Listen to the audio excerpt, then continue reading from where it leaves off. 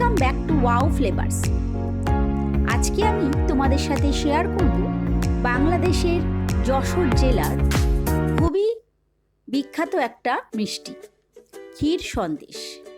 দুটো লেয়ারের এই সন্দেশ অসাধারণ টেস্টি হয়, জাস্ট না খেলে বুঝতে পারবে না। কেবলমাত্র ছানা আর ক্ষীর দিয়েই তৈরি হয় এই রেসিপিটা। বাড়িতেই খুব সহজেই তৈরি করে নিতে পারবে এই সুস্বাদু ক্ষীর সন্দেশ।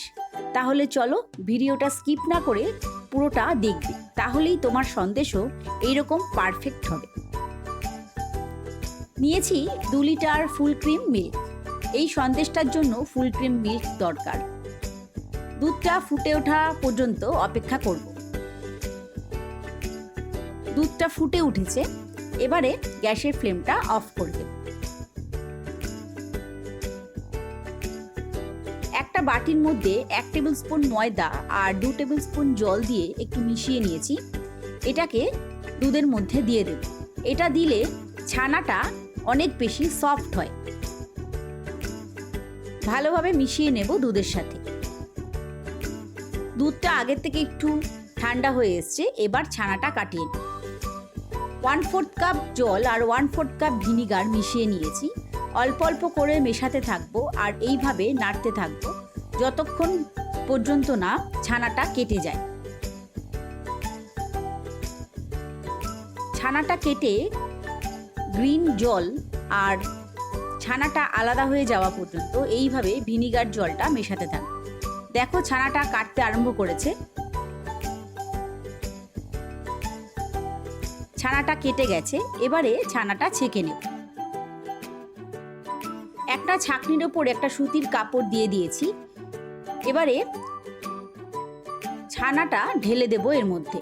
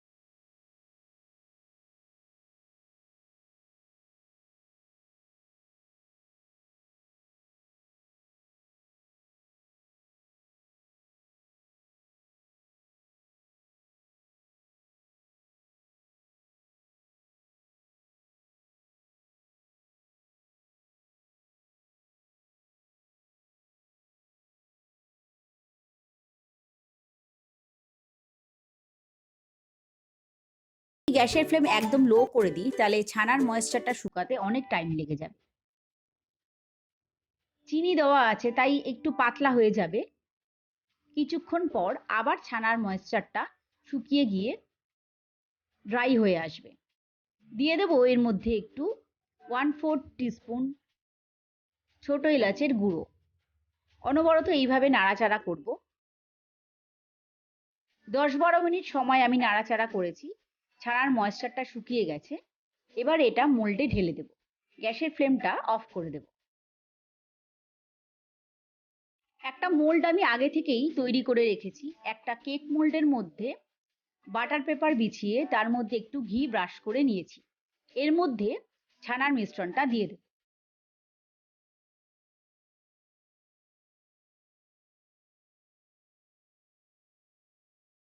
একটা স্প্যাচুলা দিয়ে এইভাবে স্প্রেড করে সমান করে দেব। একটু ঠান্ডা হলে এটাকে রেখে দেব 1 ঘন্টার জন্য ফ্রিজে। ততক্ষণে আমরা ক্ষীরটা তৈরি করে নেব।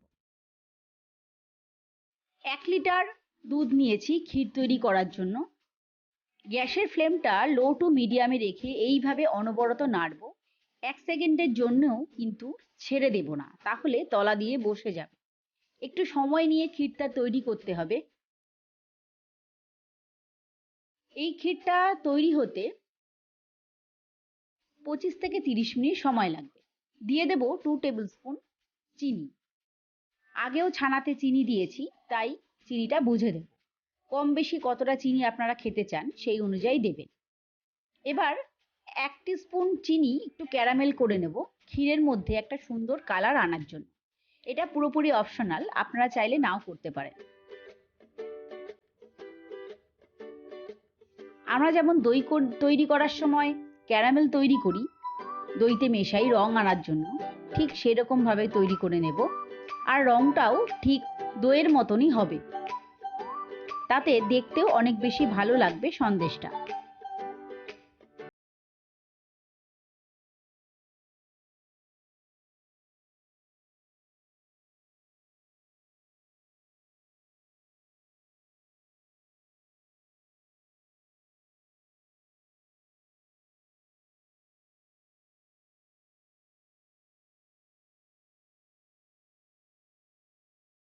এইভাবে নাড়তে থাকবো, না হলে তলা দিয়ে বসে যাবে। ক্ষীরটা অলমোস্ট তৈরি হয়ে এসছে, এরকমই রাখবো। এবারে গ্যাসের ফ্লেমটা অফ করে দেব আর এটাকে ঠান্ডা করে নেব। ক্ষীরটার মধ্যে কিছু বড় বড় দানা আছে, তাই ক্ষীরটা ঠান্ডা হয়ে গেলে মিক্সার গ্রাইন্ডার জারে দিয়ে কয়েক সেকেন্ড একটু ঘুরিয়ে নেব, তাতে ক্ষীরটা স্মুথ হয়ে যাবে, তাতে সন্দেশটা দেখতেও ভালো লাগবে। সন্দেশটা বার করে এনেছি, ছানাটা খুব ভালো করে সেট হয়ে গেছে। এর ওপরে এবারে ক্ষীরটা দিয়ে দেব। ক্ষীরের কালারটা খুব সুন্দর হয়েছে ক্যারামেল দেওয়ার জন্য।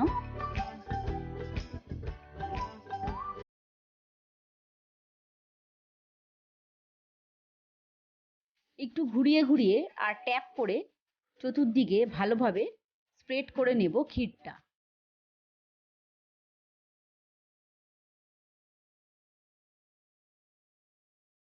এরপরে রেখে দেব 1 ঘন্টার জন্য ফ্রিজে। 1 ঘন্টা পর বার করে এনেছি, দেখো কি সুন্দর সেট হয়ে গেছে, দেখেই বুঝতে পারছো। এবার এটাকে ডিমোল্ড করে নেব। ডিমোল্ড করার সময় একটু ওপর দিয়ে ঘেঁটে গেছে, তার জন্য আমি দুঃখিত। এবারে কেটে নেব। কাটার সময় মনে রাখতে হবে প্রত্যেকবার কাটিং করার পর ছুরিটাকে ধুয়ে নিতে হবে, না হলে কাটিংটা ভালো মতো করা যাবে না।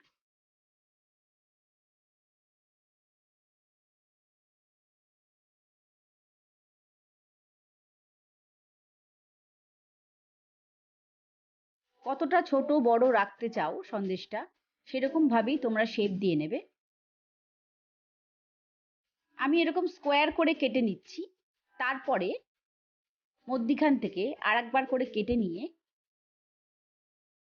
3 কোণা শেপ দেব সন্দেশটা। রেডি হয়ে গেল যশোর জেলার বিখ্যাত ক্ষীর সন্দেশ। তোমরা অবশ্যই ট্রাই করো, আমাকে জানিও তোমাদের কেমন লাগলো। আর রেসিপিটা অবশ্যই বাড়িতে ট্রাই করো, তাহলে দেখবে তোমাদেরও ভালো লাগবে।